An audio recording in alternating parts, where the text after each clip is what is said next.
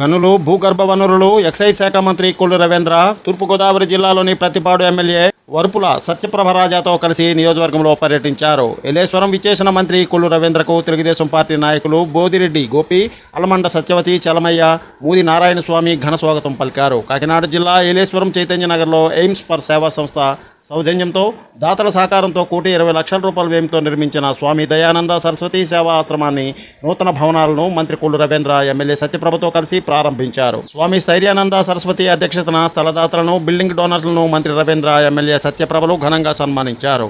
ఈ సందర్భంగా మంత్రి కొల్లు రవీంద్ర మీడియాతో మాట్లాడుతూ గత వైసీపీ ప్రభుత్వం రాష్ట్రాన్ని అధోగతి పాలు చేసిందని అన్నారు. పూర్తి న్యూస్, తూర్పుగోదావరి జిల్లా.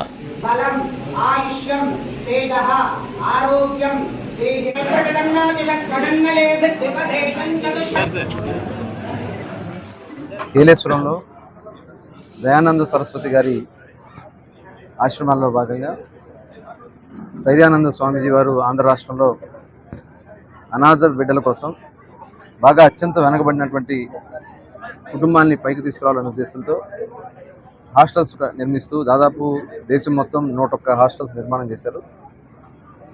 ఆంధ్ర రాష్ట్రంలో 13 జిల్లాల్లో కూడా 13 ఉమ్మడి జిల్లాల్లో 13 ఆశ్రమాన్ని హాస్టల్స్గా పెట్టి మరి ఈరోజు ఇక్కడ ఏలేశ్వరంలో దాదాపు ₹1,20,00,000 ఈరోజు ఇక్కడ భవనాన్ని నిర్మాణం చేసుకుని ప్రారంభించడం జరిగింది. ఈ కార్యక్రమానికి గౌరవ శాసనసభ్యులు పెద్దలు సత్యప్రభ గారు, అలాగే ఈ ప్రాంతంలో ఉన్నటువంటి నాయకులు, అలాగే దాతలు కూడా ఇక్కడ రావడం జరిగింది.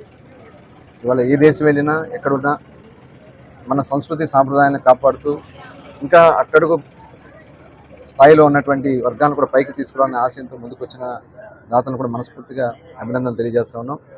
ఇవాళ రేషన్ బియ్యం కూడా అందరికీ సక్రమంగా అందాలి, పథకాలు అందాలనే విధంగా రాష్ట్ర ప్రభుత్వం ముందుకెళ్తుంది. స్కిల్ సెన్సెస్ ఒక పక్క మన వృత్తి నైపుణ్యాన్ని కూడా పెంపొందించుకోవడానికి స్కిల్ సెన్సెస్ కూడా చేసి మరి ఆ వర్గాల్లో ఉన్నటువంటి నైపుణ్యాన్ని కూడా ముందుకు తీసుకెళ్లాలనే ఆశయంతో స్కిల్ సెన్సెస్ చేస్తున్నారు. నిరుద్యోగ యువత గత ప్రభుత్వంలో చాలా యువత అంతా కూడా నిర్వీర్యం అయిపోయారు.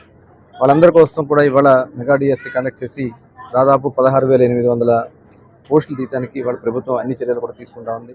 భక్తుల పాలిటి కొంగు బంగారమే విరాజిల్లుతున్న మధ్యాంజనేయ స్వామి క్షేత్రంలో స్వామివారికి ఎంతో ప్రీతికరమైన మంగళవారం కావడంతో తమలపాకులతో అష్టోత్తర మరియు ప్రత్యేక పూజలు నిర్వహించామని ఆ దేవస్థానం కార్యనిర్వహణాధికారి ఆకుల కొండలరావు తెలిపారు. ఏలూరు జిల్లా జంగారెడ్డిగూడెం మండలం గురవాయిగూడెం గ్రామ శివారులో తెల్లమద్ది చెట్టు త్వరలో స్వయంభూలుగా వెలిసిన స్వామి దర్శించుకునేందుకు జిల్లా నుంచి మాత్రమే కాకుండా ఉభయ తెలుగు రాష్ట్రాల నుంచి కూడా పెద్ద ఎత్తులో భక్తులు విచ్చేశారని ఈవో తెలిపారు. ఉదయం నుంచే ప్రత్యేక పూజలను నిర్వహించడం జరిగిందని అన్నారు. భక్తులు ఆలయం చుట్టూ ప్రదక్షిణలు చేసి తమ మొక్కుబడులను చెల్లించుకున్నారని అన్నారు. ఆలయ అర్చకులు అన్నప్రాసన పూజలు, వాహన పూజలను కూడా నిర్వహించారని ఈవో కొండలరావు వివరించారు. మధ్యాహ్నానికి దేవస్థానం అందించిన వివిధ సేవలకు గాను ₹1,25,415 ఆదాయం లభించిందని ఈవో కొండలరావు పేర్కొన్నారు. స్వామివారి దర్శనానికి విచ్చేసిన భక్తులకు దేవస్థానం అందించే నిత్యాన్నదాన వితరణ కార్యక్రమంలో 1000 మందికి పైగా భక్తులు పాల్గొన్నారని ఈవో తెలిపారు. స్వామి స్ఫూర్తి న్యూస్, పశ్చిమ గోదావరి.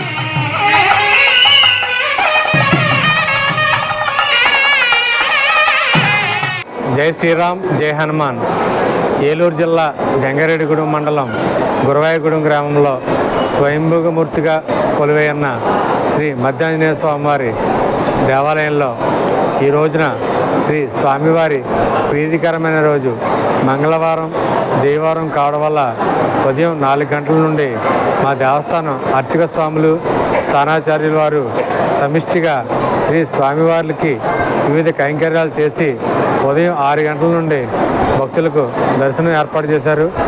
భక్తుల సౌకర్యార్థం 2 క్యూ మార్గాలు ఏర్పాటు చేయడం జరిగింది.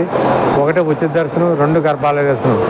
భక్తులు ఏది సౌకర్యవంతంగా ఉంటే ఆ క్యూ మార్గం ద్వారా వెళ్ళి శ్రీ స్వామివారిని దర్శించి మండపంలో ప్రసాదం, తదనంతరం ఉదయం 11:30 దగ్గర నుండి అన్నప్రసాద సదనందు అన్నప్రసాదం కూడా స్వీకరించి వెళుతున్నారు.